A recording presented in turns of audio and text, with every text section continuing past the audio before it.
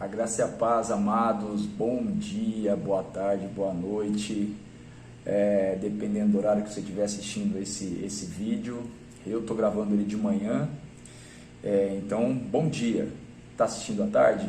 Boa tarde. Está assistindo à noite? Boa noite. Está assistindo de madrugada? Boa madrugada. Vindo aqui mais uma vez para entregar uma palavra de Deus para a tua vida, uma palavra dos céus para você, algo que o Espírito Santo ministrou ao meu coração. E como eu sou servo, como eu sou obediente, aquilo que Ele pede eu faço, eu obedeço. E no vídeo de hoje eu quero falar um pouquinho sobre como ser igreja, ou melhor, posso dar um tema para esse vídeo: sejamos igreja. Você que é cristão, você está sendo igreja? Vamos entender no decorrer desse vídeo o que seria ser igreja. E para a gente poder iniciar, nortear o nosso bate-papo, nossa reflexão, o Senhor me levou lá no livro de Tiago, no capítulo 1, o versículo é o 22. Diz assim a palavra do Senhor, lá em Tiago, capítulo 1, capítulo 1, versículo 22. Sejam praticantes da palavra e não somente ouvintes, enganando a vocês mesmos. Aí aqui eu fiz uma breve reflexãozinha, uma introdução do que a gente vai falar, sobre isso tudo que o Espírito Santo quer passar para mim e para você. É muito bom e necessário ouvirmos a palavra de Deus. É necessário ouvir a palavra de Deus, porque a fé ela vem pelo ouvir, e ouvir a palavra do Senhor. Seja ela por meio de cultos presenciais ou pela internet. A palavra alimenta e fortalece o nosso espírito. Mas de nada adianta absorver tudo apenas e tão somente para nós, aquilo que Deus quer entregar para o mundo. Precisamos ser igreja. Então, assim, a gente precisa realmente alimentar o nosso espírito, a gente precisa precisamos realmente nos alimentar da palavra de Deus. A palavra de Deus é que alimenta o espírito. Nós nos alimentamos todos os dias de comida sólida. Para quê? Para que o nosso corpo ele esteja fortalecido. A gente não fica sem comer. Se a gente ficar sem comer, a gente vai ficar fraco. Vai ter fome, vai ficar fraco. O corpo já não funciona legal, E o nosso espírito ele se alimenta da palavra. O alimento diário do nosso espírito é a palavra de Deus. E é um alimento diário. E muitas vezes, não apenas uma vez ao dia. 2, 3, 4, enfim, mais de uma vez ao dia. A palavra de Deus, a gente tem que alimentar o nosso espírito todos os dias. E mais de uma vez, se for o caso, por dia. E aqui o Espírito Santo me ministrou algo muito importante, muito interessante. Não adianta nós absorver tudo apenas e tão somente para nós, aquilo que Deus quer entregar para o mundo. Deus não quer que a gente retenha aquilo que Ele entrega. Tudo que Ele entrega para mim, para você, o conhecimento, a sabedoria, Ele não é para mim, não é para você. É para que a gente possa servir a obra, fazer com que outras pessoas sejam alcançadas através da nossa vida. Esse é o plano de Deus, esse é o propósito de Deus para o mundo, que outras pessoas sejam salvas através da nossa vida. Aquilo que nós recebemos de Deus, a gente tem que entregar para o próximo, porque como a gente um dia estava aprisionado e nós fomos salvos pela palavra, salvos através da fé, outras pessoas como nós estão aprisionadas também, estão cativas, estão precisando ser salvas. E precisa de alguém para falar para elas, precisa de alguém para entregar para elas. Esse alguém sou eu e é você. Então, a gente não pode guardar para nós aquilo que Deus quer que nós entreguemos para o resto do mundo. Amém? E aqui tem uma reflexão muito legal, muito interessante também, que foi colocada no meu coração, que é sobre a aliança de Deus com o homem e a obra do Senhor. Lá em Isaías 6,8, depois vocês leem aí, Isaías 6,8, Isaías, capítulo 6, versículo 8, eu deixei aqui um tópico. Deus busca profetas, Tá? Porque lá no livro de Isaías 6:8, Deus está falando: a quem enviarei? A quem enviaremos? A quem enviarei? A quem irá de ir por nós? Então aqui Deus está perguntando: quem que eu vou enviar para falar através da minha boca, né? Então já mostra que Deus ele é todo poderoso, mas ele precisa da colaboração do homem para que a glória dele seja manifestada. Ele pode ser glorificado por si só? Ele pode fazer todos o adorarem? Pode, ele é Deus, ele pode todas as coisas. Porém, ele escolheu nós, ele fez o homem, a sua imagem e semelhança, para que através da nossa vida a glória de Deus seja manifesta. Que as pessoas vejam Deus através da nossa vida, a luz do Espírito Santo brilhando através da nossa vida. Então, Deus busca profetas, está lá em Isaías 6:8.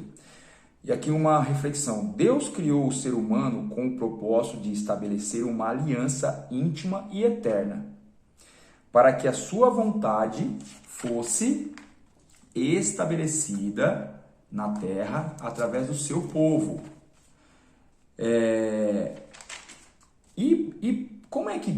Por que onde está escrito isso? Que Deus ele tem o propósito de estabelecer uma aliança íntima e eterna com o homem. Está lá em Gênesis também. Gênesis 3:8, Gênesis capítulo 3, versículo 8, diz isso. Depois você lê. Se eu for ler todos os versículos, o vídeo vai ficar muito extenso. Então, estou deixando para você ir ler. Gênesis 3:8 e Gênesis 2, os versículos 19 e 20. Vocês vão ver quando Deus ele desce todo dia lá no Éden, Adão e Eva, todos os dias, na viração do dia, Deus descia para bater um papo com Adão e Eva, para ter um relacionamento íntimo com Adão e Eva. Está lá no livro de Gênesis, depois vocês dão uma lidinha, tá? E aqui, na passagem do livro do profeta Isaías, podemos observar a vontade de Deus. Então lá, que eu falei, né, Isaías 6:8, que a vontade que Deus tem de que o homem, né, que seja um ajudador de Deus, que nós sejamos a parceria que Deus quer com o homem, né, para que o homem faça para que o homem exerça aquilo que Deus quer, que o homem atinja o propósito de Deus na terra, para que o homem seja um servo realmente, para que as vontades de Deus sejam estabelecidas aqui na terra. E qual que é a vontade de Deus? É a salvação do teu povo, né? E para que alguém seja salvo, alguém precisa ouvir a palavra. A palavra, a salvação, ela vem através da fé, e a fé ela vem através de ouvir a palavra. Deus precisa que alguém pregue a palavra. E Deus sempre se manifesta a um filho seu com o propósito de que esta manifestação seja apresentada àqueles que necessitam da salvação. Então é isso que eu falei. Ele se manifesta a alguém, ele se manifestou a mim, ele me trouxe salvação, ele me salvou daquilo que eu vivia há 2 anos atrás, 2 anos e 2 meses atrás. Eu fui salvo da sujeira e da lama que eu estava inserido, e hoje ele me usa para, através da minha vida, eu poder entregar a salvação para aqueles que desejam ser salvos, porque nem todos querem ser salvos, mas aqueles que querem, eles vão receber, vai ouvir e vai receber a salvação também. Então isso está lá em Isaías 8. Aí eu falei, né, de Gênesis 3:8, que é a intimidade com Deus na viração do dia. Gênesis 2, 19 e 20, Deus entrega ao homem a autoridade e responsabilidade sobre a terra e tudo o que há nela. Lá então em Gênesis 2:19, Deus faz o homem e lá ele entrega toda a autoridade, que Adão ali ele dá o nome para todas as coisas, ele tem autoridade sobre tudo. Então depois vocês leem aí também o livro de Gênesis, tá? Essas passagens de Gênesis aí para vocês confirmarem aquilo que Deus está falando através da minha boca. Lá em Mateus 11, 29, Evangelho de Mateus 11, 29, mais um tópico aqui do nosso bate-papo. Eu coloquei aqui, Jesus, o professor. E para que alguém ensina algo a outra pessoa? Para que essa pessoa aprenda, não é verdade? O professor ele ensina para que o outro aprenda. Mas o Jesus, ele veio para dar exemplo. Jesus veio para criar discípulos, ou melhor, para formar discípulos. Então ele ensinou os seus discípulos para que esses discípulos aprendessem e pudessem ensinar os próximos. Então Jesus ele veio, ele deu o exemplo, ele ensinou e falou: eu estou ensinando tudo isso para vocês, para que vocês aprendam e passem adiante o meu ensinamento. E aqui eu anotei, né? Eu coloquei assim: podemos elencar vários motivos pelo qual o amor ágape de Deus fez com que ele entregasse ao mundo e à morte o seu único filho. O principal desses motivos foi pela nossa salvação. Sim, mas Jesus veio ao mundo para ensinar.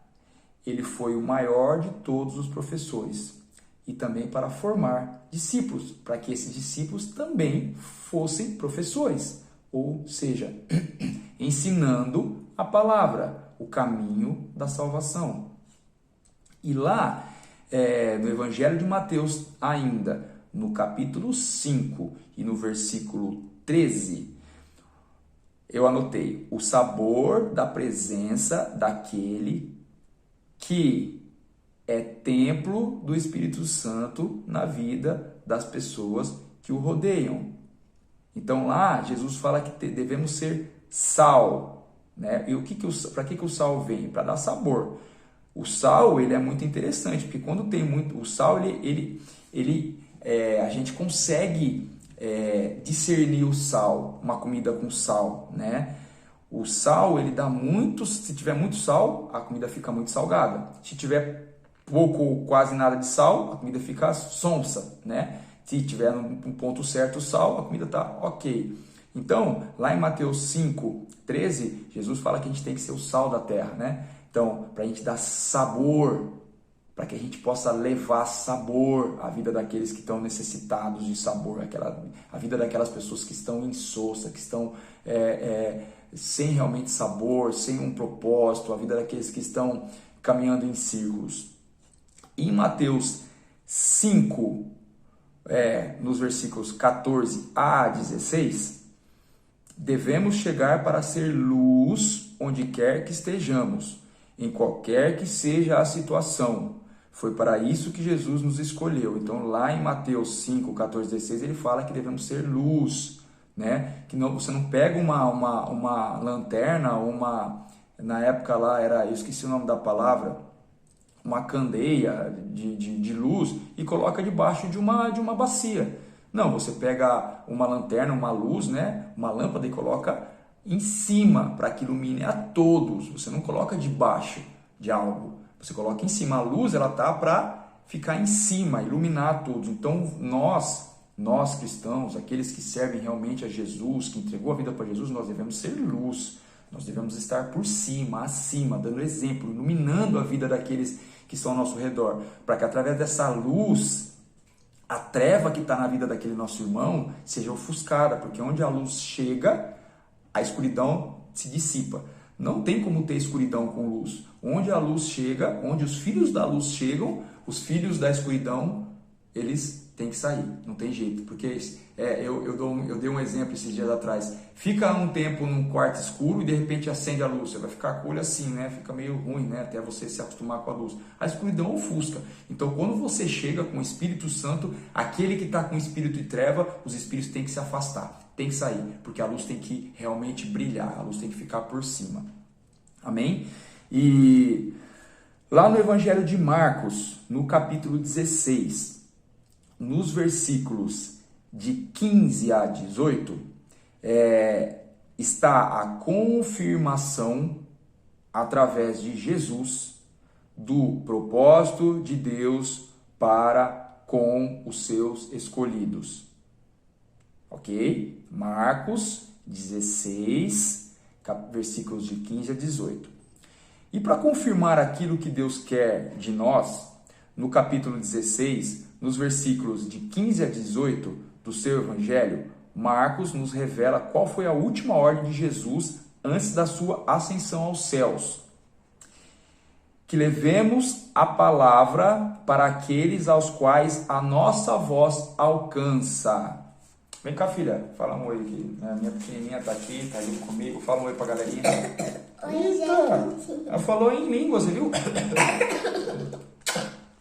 Quer mais? Então tá, deixa eu pegar aqui, vai lá. Pega a água lá.